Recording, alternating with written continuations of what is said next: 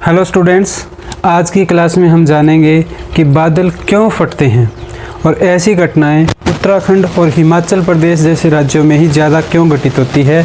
हमें अक्सर सुनने में मिलता है कि उत्तराखंड और हिमाचल प्रदेश में अक्सर बादल फटने की घटनाएं हो जाती है।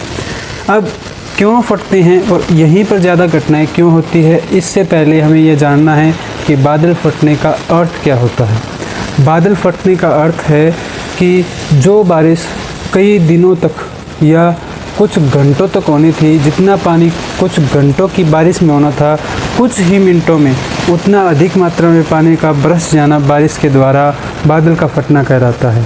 दोबारा फिर से एक्सप्लेन कर देता हूँ कि जो बारिश कई दिनों या कई घंटों के अंदर होनी थी, वो उतनी ज़्यादा बारिश, उतना ज़्यादा पानी कुछ ही मिनटों में एकदम से अचानक से बारिश हो जाती है। एकदम से इतना ज़्यादा पानी बारिश के रूप में आ जाता है जिससे कि भूमि उसको अवशोषित नहीं कर पाती और उस वाटर का ठीक से मैनेजमेंट नहीं हो पाता और बाढ़ का स्वरूप वो पानी ले लेता है, जिससे बहुत ज़्यादा विनाश होता है। इसे ही बादल का फटना कहते हैं। अब बादल क्यों फटते हैं, इसका कारण जानने के लिए आपके सामने एक 3D मैप आ गया होगा। भारत किस तरह से 3D में देखने पर किस प्रकार की भूमि है, आइए इसको समझते हैं इस बोर्ड पर बने हुए मैप के द्वारा। हमने देखा 3D मैप में कि ये जो क्षेत्र है ये पूरा क्षेत्र हिमालयन क्षेत्र है, ऊंची दीवार की तरह है। ये पूरा यहाँ से लेकर के ये पूरी भूमि दीवार की तरह है, हिमालयन क्षेत्र है। उसी प्रकार ये जो भूमि है ये पठार के कारण सामान्य से थोड़ी उभरी हुई है, ऊंची भूमि है। अब मानसून किस प्रकार से आती है, बारिश कैसे होती है, उस पैटर्न को समझते हैं। मानसून के मौसम में मानसून हवाएं जलवाष्प लेकर के दो दिशाओं से, एक अरब सागर से और एक बंगाल की खाड़ी से भारत में प्रवेश करती है। और ये जैसे जैसे हवाएं अंदर प्रवेश करती है, बारिश करते हुए आगे बढ़ती है। और ये हवाएं उत्तराखंड और हिमाचल प्रदेश में आकर के बंगाल की खाड़ी की शाखा और अरब सागर की मानसूनी शाखा, दोनों मानसूनी शाखाएं हिमाचल प्रदेश और उत्तराखंड में, ख़ास तौर पर हिमाचल प्रदेश में मिल जाती है। लेकिन बादल फटने का कारण इन मानसूनी हवाओं का या मानसूनी धाराओं का मिल जाना नहीं है। केवल यह एक कारण नहीं है, इसका एक दो कारण और भी है। आइए उसको समझते हैं। उसको समझने के लिए हमें ये समझना होगा कि बारिश किस प्रकार से होती है। जलवाष्प जो जैसे जैसे भूमि से ऊपर की ओर जाता है, ठंडा होता जाता है। ऊंचाई पर जाने पर टेम्परेचर घटता है। प्रत्येक 1 किलोमीटर पर या 1000 मीटर पर 6.5 डिग्री सेल्सियस तापमान जो है वो कम हो जाता है। 1 किलोमीटर ऊंचाई पर जाने पर 6.5 डिग्री सेल्सियस तापमान कम हो जाता है, जिस कारण जो जलवाष्प है वो जलवाष्प जल की बूंदों के रूप में, बारिश के रूप में बरसने लग जाता है ज़्यादा ऊंचाई पर जाने पर।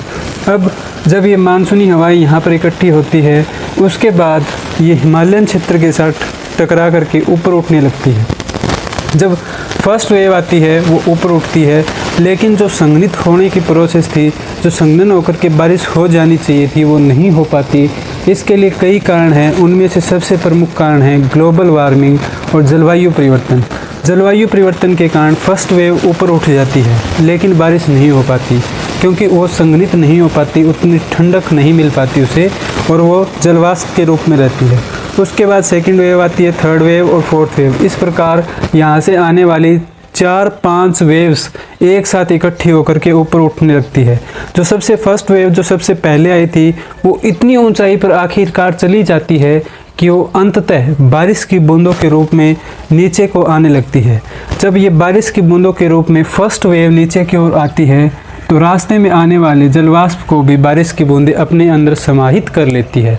इस प्रकार बारिश की बूंदें जब आने वाली तीनों चारों वेव्स हैं, इन सभी जलवाष्पों को अपने अंदर समाहित कर लेती है, तो जो कई दिनों तक या कई घंटों तक बारिश होनी थी, वो एक ही बारिश के साथ या एक ही वेव के साथ इकट्ठी हो जाती है और बहुत ज़्यादा मात्रा में पानी एक साथ इकट्ठा होकर के कुछ ही मिनटों में बारिश करवा देता है, जिससे यहाँ फ्लड और बहुत सारी दिक्कतें, बहुत सारी परेशानियाँ आ जाती है। तो उम्मीद है इस वीडियो के द्वारा इस जानकारी को आप समझ पाए होंगे कि बादल फटने की घटनाएं उत्तराखंड और हिमाचल प्रदेश में ही ज़्यादा क्यों होती है और बादल क्यों फटते हैं, इसका कारण क्या है। ठीक, इसका कारण भी आपको समझ में आया होगा और उत्तराखंड और हिमाचल प्रदेश में होने वाली दुर्घटनाएं भी आपको समझ में आई होगी। आज की क्लास में इतना ही। यदि आपको क्लास अच्छी लगी है तो वीडियो को लाइक करें, चैनल को सब्सक्राइब करें, आगे से आगे शेयर करें, हमें सपोर्ट करें। अब तक देखने के लिए आपको बहुत बहुत धन्यवाद। Thank you so much.